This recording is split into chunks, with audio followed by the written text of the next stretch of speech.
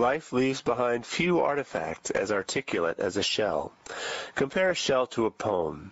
Each is the work of an individual, recording both the presence of the organism itself and its interaction with a place and the other creatures there. But this information stands at a remove from its creator, perhaps long dead. Only through the act of reading can meaning be extracted, revealing something, although never everything, about who lived and what happened. Rocks and other products of unthinking, inanimate processes also store information, but without purpose. Living organisms, on the other hand, are assembled by genes, specifically to occupy the environments in which they live. Each birth is a proposed solution to the puzzle of how to survive in a particular niche. Good ideas are passed on because they work as plans for constructing the next generation. At base, life is meaning, and only meaning can beget meaning.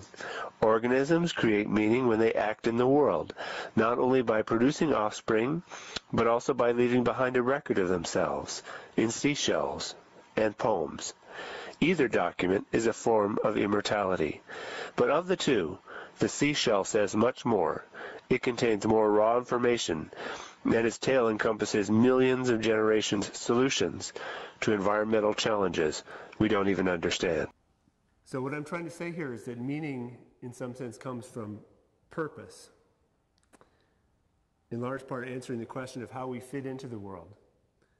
And that's a question that not only faces crustaceans and barnacles and crab, but also faces people.